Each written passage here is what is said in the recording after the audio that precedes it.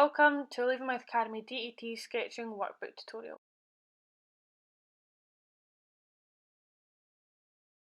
Now the first thing we're going to do is we're actually going to practice how to sketch straight lines and circles with no guides. So the first thing I've done is I've actually folded this piece of A4 paper in half, because then what I can do is I can do my lines and my circles and possibly squares on this one half, and then on the other half we can do our first task. Trying to save paper, and we don't really want a full page worth of lines and circles. So the first thing that we are going to worry about before my pencil even hits the paper is, one, how we are sitting, how our paper is sitting, and two, how we're holding our pencil.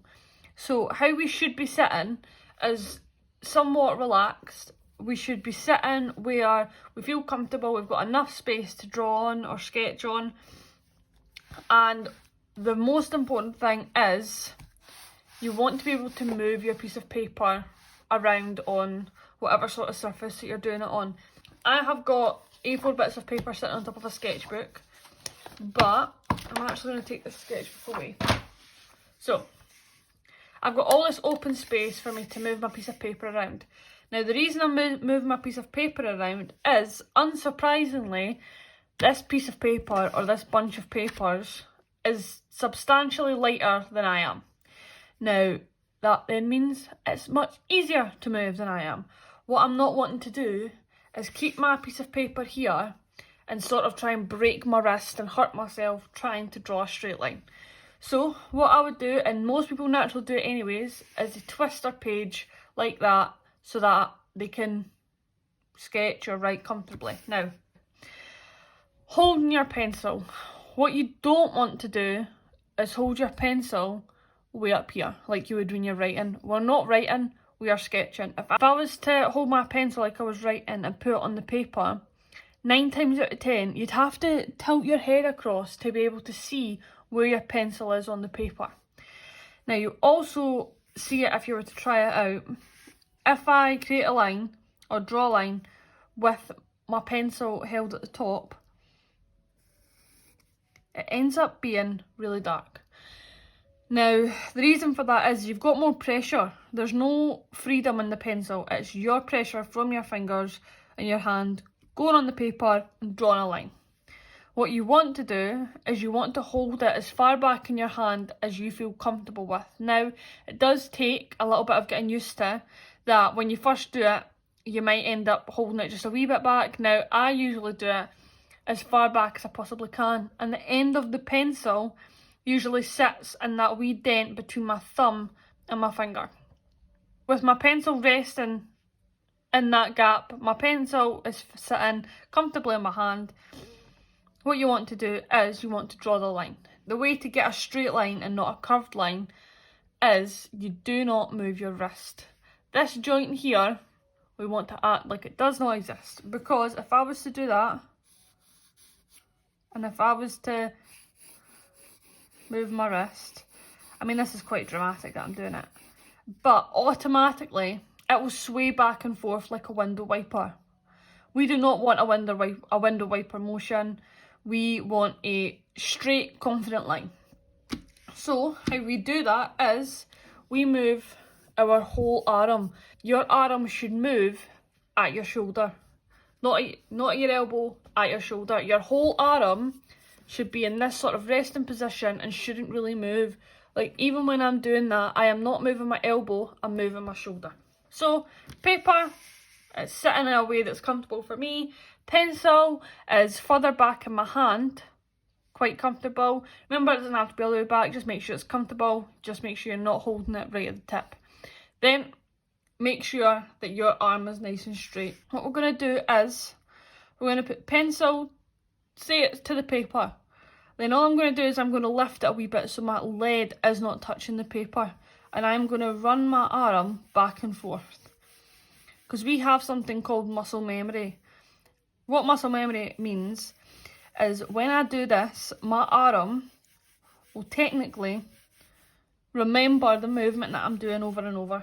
So if I do this a couple of times, over and over and over again, Your arm will remember how to do that, and then you won't get all these dodgy lines. What you want to do, once you feel comfortable that you've got that motion down, pencil to the paper and straight across. Now, the one thing you will notice is I am not doing what I call hairy lines. Now, a hairy line is where you go back and forth over and over and over again, and you get this little hairy line. What I'm doing is I'm having a confident straight line. Once I start, I do not stop, and I go right across. You find if you go slower, so say I go slower, you can see the bumps that naturally happen with your hand moving. Because this is a motion, the slower you go, the more errors you see. The faster you go, the less you see it. Now, I'm going to do a couple of them until I feel comfortable. I'm going to do some longer ones, some shorter ones. Now that there, I would say, is pretty much a good amount of straight lines. Some of them will taper off at the end and they'll have little flicks at the end, but for the most part, they are straight lines. Now we're going to move on to circles. Now, circles are a wee bit more tricky. The issue is people forget that we don't want to move our wrist. We are wanting to move our entire arm. If you were to draw a circle, one, you'll get all these bumps and stuff. You'll also get more of an oval shape than a circle. That is completely natural. I can guarantee that nearly every person on the planet will do that first time round. The trick is to keep your hand moving, make sure your wrist isn't moving. If your wrist moves, you will get more of an oval shape, not a circle. You want to make sure your whole arm is moving. So what we're going to do is pencil to the paper, and you're going to overlap the circle a fair few times. This is why sketching lightly is very, very important. I can already see that in here is a circle. So what I'm going to do is I'm going to darken in my circle. Remember, paper is lighter than me. Move the paper. Do not try and twist your wrist round trying to darken this in.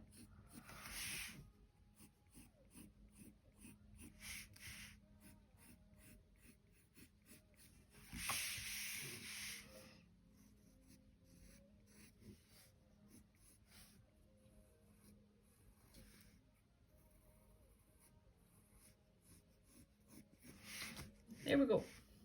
Is it a perfect circle? No, because I do not have a template, I do not have a compass. You're never going to get a perfectly straight line and a perfect circle when you're sketching. It's all about getting it roughly looking the same. Now, say I was to move my wrist, which is what I've said not to do, and you're just working with your hand, you're going to get a whole lot of them. A whole lot of ovals. We do not want ovals, we want your circle. So we move our whole arm.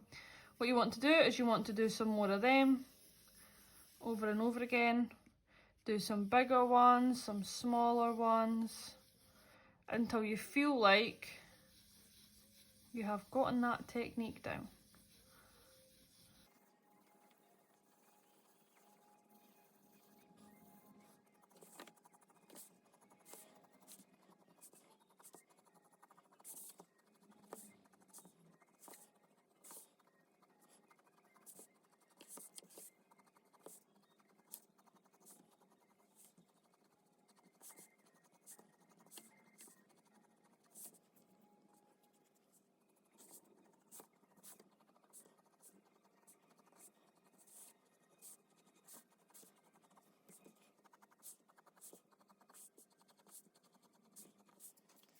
Now, once you've got the first half of your page nice and full of straight lines and circles, you want to move on to the task.